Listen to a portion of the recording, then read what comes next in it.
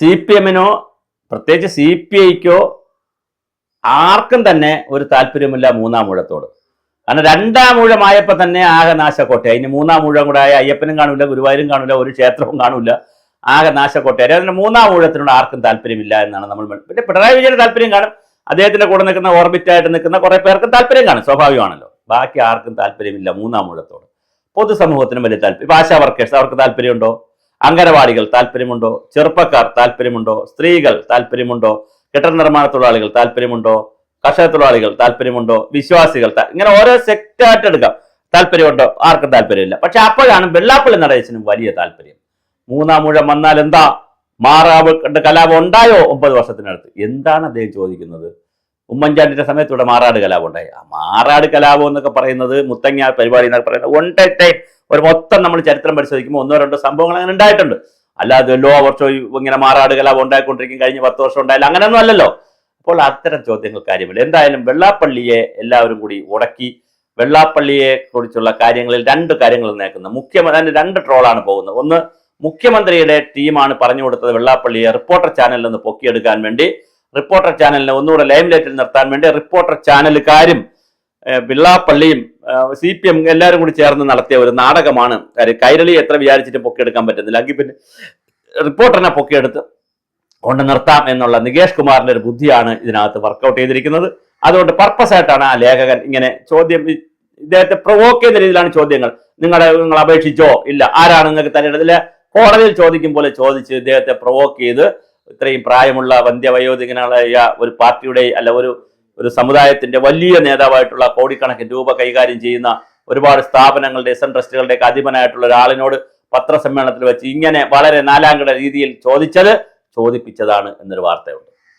ഒന്നാമത്തെ വാർത്ത. രണ്ടാമത് വരുന്നൊരു പ്രധാന വാർത്ത, റിപ്പോർട്ടർ ചാനലിനെ പൂട്ടിക്കാനുള്ള പരിപാടികളുമായി രാജീവ് ചന്ദ്രശേഖർ നേരത്തെ ഇറങ്ങി പുതിയ ചാനലൊക്കെ വരുന്നു നോക്കുന്നു. ഇപ്പോൾ ഇതാ വെള്ളാപ്പള്ളി നടേശൻ മുൻകൈ എടുത്തുകൊണ്ട് അടുത്ത ചാനൽ വരുന്നു. ലക്ഷ്യം ഒന്നേ ഉള്ളൂ, മരമുറി ചാനലിനെ പൂട്ടുക. ഒരുപക്ഷെ ആ ചാനലിനെ മേടിക്കുമെന്ന് നമുക്കറിയത്തില്ല. കാശ് കൊടുത്ത് എല്ലാം അങ്ങോട്ടും ഇങ്ങോട്ടും കൊടുക്കുന്നുണ്ട്. ഇന്ത്യ വിഷൻ കാശ് കൊടുത്തപ്പോൾ റിപ്പോർട്ടറായി, റിപ്പോർട്ടർ കാശ് കൊടുത്തപ്പോൾ അടുത്ത റിപ്പോർട്ടറായി, ഇങ്ങനെ വരുമല്ലോ. അപ്പൊ കാശ് കൊടുത്തു കഴിഞ്ഞാൽ അത് വേണമെങ്കിൽ വെള്ളാപ്പള്ളിയുടെ റിപ്പോർട്ടറായി മാറാം. ഈ സുജയ പാർവതിയും ടീമൊക്കെ എല്ലാവരും ഇപ്പൊ ഈ വെള്ളാപ്പള്ളിയെ തിരഞ്ഞു വിളിച്ചുകൊണ്ടിരിക്കുന്ന ഈ ചേട്ടന്മാരെല്ലാം ഇതിനേക്കാൾ ആവേശത്തിൽ ആ ചാനലിൽ പ്രവർത്തിക്കുകയും ചെയ്യും. കാശ് കിട്ടിയ ഏത് ചാനലിലും പ്രവർത്തിക്കാൻ അവിടെ കാശ് മാത്രമേ ഉള്ളൂ. ദീപച്ചമ്പം മഹാചര്യം നമുക്കും കിട്ടണം പണം, വേറെ ആദർശം ആശയമൊന്നുമില്ല. അല്ലെ പിന്നെ ഈ ചാനലുകൾ ചാടിക്കളിക്കത്തില്ലല്ലോ. അപ്പൊ എന്തായാലും റിപ്പോർട്ടർ ചാനൽ ഒന്നുകിൽ മേടിക്കും, അല്ലെങ്കിൽ അത് പൊളിച്ചിട്ട് പുതിയ ചാനൽ വരുന്നു.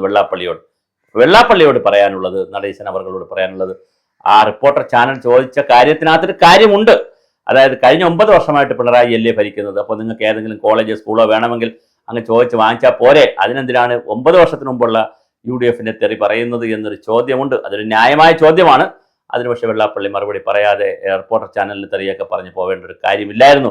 ഞങ്ങൾ അപേക്ഷിച്ചിട്ടുണ്ടെന്നോ അല്ലെങ്കിൽ ഞങ്ങൾ മേടിച്ചോളാന്നോ അന്ന് തരാത്ത കാര്യമാണ് ഞാൻ ഇപ്പോൾ പറഞ്ഞതെന്നൊന്നും പറയാതെ ചാനലിന്റെ മൈക്ക് തട്ടുന്നു. പിന്നെ അത് വേറെ സീനാവുന്നു. അദ്ദേഹത്തിന്റെ കൂടെയുള്ള ബ്ലാക്ക് ക്യാറ്റുകളുടെ സഹായത്തിൽ അദ്ദേഹം കാറിൽ കയറുന്നു, അദ്ദേഹം പോകുന്നു. എന്തായാലും കൊള്ളാം. പക്ഷേ വെള്ളാപ്പള്ളി നടേശനെ സംബന്ധിച്ചിടത്തോളം താങ്കൾ ഈ മൂന്നാം ഊഴത്തിന് വേണ്ടി ബഹളമുണ്ടാക്കിയതുകൊണ്ട് ഈഴവർ പോലും വോട്ട് ചെയ്യില്ല എന്നാണ് തെരഞ്ഞെടുപ്പ് ഫലം തെളിയിക്കുന്നത്. ഈഴവർക്കും പ്രാതിനിധ്യമുള്ള പഞ്ചായത്തുകളിലും പ്രദേശങ്ങളിലുമൊക്കെ BJP വലിയ മുന്നേറ്റമാണ് ഉണ്ടാക്കിയിരിക്കുന്നത്. അങ്ങനെ വലിയ മുന്നേറ്റം BJP ഉണ്ടാക്കിയിരിക്കുമ്പോൾ താങ്കൾ ഇങ്ങനെ പറഞ്ഞതുകൊണ്ട് മാത്രം ഈ വിഷയം നിൽക്കത്തില്ല. അതുപോലെ തന്നെ വലിയ തോതിലാണ് ഈഴവരും അതുപോലെ ഈഴവരുമായി ബന്ധപ്പെട്ട് നിൽക്കുന്നവരും കോൺഗ്രസിന് വോട്ട് ചെയ്തിരിക്കുന്നത്. ആലപ്പുഴയിലും പത്തനംതിട്ടയിലും കൊല്ലത്തും എറണാകുളത്തും തിരുവനന്തപുരത്തും ഒക്കെ ഈഴവരുടെ കോട്ടകളിൽ അവർ കോൺഗ്രസിന് വലിയതായി വോട്ട് ചെയ്തിട്ടുണ്ട്, BJPക്ക് വോട്ട് ചെയ്തിട്ടുണ്ട്. അപ്പോൾ BJPക്ക് വോട്ട് ചെയ്തു, കോൺഗ്രസിന് വോട്ട് ചെയ്തു. പരമ്പരാഗത ഈഴവ വോട്ടുകളാണ് CPM-ൽ നിന്ന് പോയിക്കൊണ്ടേയിരിക്കുന്നത്. അതിൻ്റെ തോതിനെയും കൂടുക തന്നെ ചെയ്യും. കാരണം ശബരിമല വിഷയമൊക്കെ വല്ലാതെ വഷളായി വരുന്നു എന്നുള്ളത് കൊണ്ട് തന്നെ തീർച്ചയായും അതിൻ്റെ തോത് കൂടും. അതുകൊണ്ട് മൂന്നാം ഊഴത്തിന് വേണ്ടി മാത്രമല്ല, താങ്കൾക്ക് പറ്റുമെങ്കിൽ ഒരു 30-ാം ഊഴം വരെ ഉള്ള കാര്യത്തിന് താങ്കൾ പ്രവർത്തിക്കണം. പക്ഷെ ജനം കാലിൻ്റെ അടിയിൽ നിന്ന് മണ്ണൊലിച്ച് പോവുകയാണ്. എന്താ ഈ ഗവൺമെന്റിന് കുഴപ്പമെന്ന് ചോദിച്ചാൽ, എന്താ ഈ ഗവൺമെന്റിന്റെ ഗുണം എന്ന് ചോദിക്കുന്നതായിരിക്കും നല്ലത്. കുഴപ്പങ്ങളേ ഉള്ളൂ ഈ ഗവൺമെന്റിന്. ഗുണങ്ങൾ വളരെ കുറച്ച് കുറെ കെട്ടിടം ഉണ്ടാക്കിയതോ കുറെ റോഡ് ഉണ്ടാക്കിയതോ ഒരു ഗെയിൽ പദ്ധതി നടപ്പിലാക്കിയതോ ഒഴിച്ചാൽ എന്താണ് ഈ ഗവൺമെന്റിന്റെ മെഗാ പ്രോജക്റ്റ്? കഴിഞ്ഞ 10 വർഷമായി ഈ സർക്കാർ കൊണ്ടുവന്ന ഒരു 10,000 പേർക്കെങ്കിലും ജോലി കൊടുക്കുന്ന, 1 ലക്ഷം പേർക്ക് ജോലി കൊടുക്കുന്ന ഒരു മെഗാ പ്രോജക്റ്റ് ഏതാണ്? അതേസമയം 10 ലക്ഷം പേർക്ക് ജോലി കൊടുക്കുമെന്ന് പറഞ്ഞു, എവിടെ ആ പ്രോജക്റ്റ്? ഇല്ല, 25 ലക്ഷം പേർക്ക് ജോലി കൊടുക്കുമെന്ന് പറഞ്ഞു, എവിടെ ആ പ്രോജക്റ്റ്? അതുപോലെ തന്നെ പെൻഷൻ എല്ലാവരും 2500 രൂപ ആക്കുമെന്ന് പറഞ്ഞു, എവിടെ 2500 രൂപ ആക്കി? ആശാ വർക്കേഴ്സിന്റെയും സ്കീം തൊഴിലാളികളുടെയും പെൻഷൻ ശമ്പളം പ്രതിദിനം 750 രൂപയാക്കുമെന്ന് പറഞ്ഞു, എവിടെ ആക്കി? 700 രൂപ അല്ലെ, 700 രൂപ. അപ്പം 21,000 രൂപ ആക്കുമെന്ന് പറഞ്ഞു, എവിടെയാക്കി? സമരം ചെയ്തവരെ കളിയാക്കി വിട്ടു. അപ്പോൾ വളരെ വലിയ തോതിലാണ് ഈ ഗവൺമെന്റിന്റെ പരാജയം കിടക്കുന്നത്. അതുകൊണ്ട് വെള്ളാപ്പള്ളി നടേശൻ ഈ പറഞ്ഞത് കൊണ്ടൊന്നും ഗവൺമെന്റ് രക്ഷപ്പെടാൻ പോകുന്നില്ല. പിന്നെ നിങ്ങൾക്ക് ചെയ്യാൻ പറ്റുന്നത്, താങ്കൾക്ക് ചെയ്യാൻ പറ്റുന്നത്, ഒരു ചാനലൊക്കെ തുടങ്ങി തീർച്ചയായിട്ടും ഇതിനൊരു പ്രൊപ്പഗാൻഡ കൊടുക്കാം. അപ്പോഴും ശ്രദ്ധിച്ചോണം, വളരെ ബാലൻസ്ഡ് ആയിട്ടുള്ള പ്രൊപ്പഗാൻഡ കൊടുത്തില്ലെങ്കിൽ ആ ചാനൽ കാണാൻ മറ്റൊരു ഇപ്പോൾ ഉള്ള CPM ചാനൽ പോലെ ഇരിക്കും. അതുകൊണ്ട് അതിന്റെ പണിക്കൊന്നും പോകാതിരിക്കുന്നതാണ് വെള്ളാപ്പള്ളി നടേശൻ അവർക്ക് നല്ലത്. താങ്കൾ പറയുമ്പോൾ ഫാക്ട് വെച്ച് പറയുക. ആ റിപ്പോർട്ടർ ചാനൽ ചോദിച്ചത് കറക്റ്റാണ്. ഇപ്പോൾ വെള്ളാപ്പള്ളി നടേശൻ എന്ന് പറയുന്ന താങ്കൾ മുഖ്യമന്ത്രിയുടെ കാറിൽ കൂടെ കയറിയത് കൊണ്ട് അടിയന്തരമായി പെൻഡിംഗ് ഉള്ള ആപ്ലിക്കേഷൻസ് എല്ലാം കൊടുക്കുക. ഇനി 3 മാസം സമയമുള്ളൂ. ആ 3 മാസം സമയം കൊണ്ട് പരമാവധി സ്കൂളുകളും കോളേജുകളും മലപ്പുറം, കോഴിക്കോട്, കണ്ണൂർ, കാസർഗോഡ്, വയനാട് ജില്ലകളിൽ പിടിച്ചു വാങ്ങുക. എന്നിട്ട് ജനങ്ങളോട് പറയുക, ഇഴവരോട് പറയുക, നമുക്ക് ഈ ഗവൺമെന്റ് 10 കോളേജും 15 സ്കൂളും തന്നിട്ടുണ്ട്, അതുകൊണ്ട് നമുക്ക് ഈ വോട്ട് ചെയ്യാം, 3-ാം ഊഴത്തിലേക്ക് ഗവൺമെന്റിനെ കൊണ്ടുവരാം. അല്ലാതെ ഉള്ള ഒരു കാര്യവും ജനങ്ങളും വിശ്വസിക്കത്തില്ല. ചാനലിലെ കൊച്ചു ചുള്ളന്മാർ ചോദിച്ചുകൊണ്ടേയിരിക്കും. അത് പ്ലാൻ ചെയ്തിട്ടതാണെങ്കിലും ചോദിക്കും, പ്ലാനിങ് ഇല്ലാതായും ചോദിക്കും. ഇന്നലത്തോടുകൂടി താങ്കൾ നായകനായി. കാരണം ഇന്നലത്തെ എല്ലാ ചാനലുകളിലെയും അന്തിച്ചർച്ച താങ്കളായിരുന്നു. ഓരോരുത്തർ വന്നിരുന്ന് തള്ളി മറിക്കുകയാണ് വെള്ളാപ്പള്ളി നടേശന്റെ ഗുണദോഷങ്ങൾ. ഇന്നലെ എല്ലാ ചാനലുകളും വെള്ളാപ്പള്ളിയായിരുന്നു. 1-2 ചാനൽ ഒഴിച്ച് ബാക്കി എല്ലാവരും വെള്ളാപ്പള്ളി പരിപാടിയായിരുന്നു ഇന്നലത്തേത്. അതുപോലെ തന്നെ ആ ചോദിച്ച റിപ്പോർട്ടർ ചാനലിലെ പയ്യൻസ്, അദ്ദേഹത്തിന് ഒരു പ്രൊമോഷൻ കൊടുക്കാനും ഇൻക്രിമെന്റ് കൊടുക്കാനും റിപ്പോർട്ടർ ചാനൽ തീരുമാനിച്ചിട്ടുണ്ട്.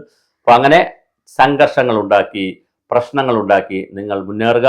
അതിനിടയിൽ അയ്യപ്പ വിഗ്രഹം വരെ ആരെങ്കിലും അടിച്ചുകൊണ്ട് പോയാൽ വെള്ളാപ്പള്ളി അറിയുകയില്ല, സഹാക്കളും അറിയുന്നില്ല.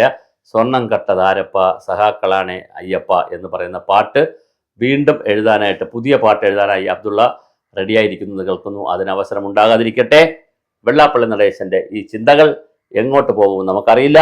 എന്തായാലും പുതിയ ചാനൽ തുടങ്ങുമോ, അതോ വീണ്ടും അടുത്തൊരു 3-4 ഊഴം കൂടി ഗവൺമെന്റിനെ കയറ്റാൻ വേണ്ടിയിട്ടുള്ള ഒരു പണിപ്പുരയിലാണോ വെള്ളാപ്പള്ളി എങ്കിൽ ആ വെള്ളം വാങ്ങി വെച്ചേക്കുക. ജനങ്ങൾ മറ്റൊരു മോഡത്തിലാണ് ഓടുന്നത്. അവരുടെ ബോധശക്തിയെ, അവരുടെ ഇച്ഛാശക്തിയെ, അവരുടെ ജനാധിപത്യ ബോധത്തെ പല്ലൊളിച്ച് കാണിക്കരുത്, കൊഞ്ഞനം കാട്ടരുത്.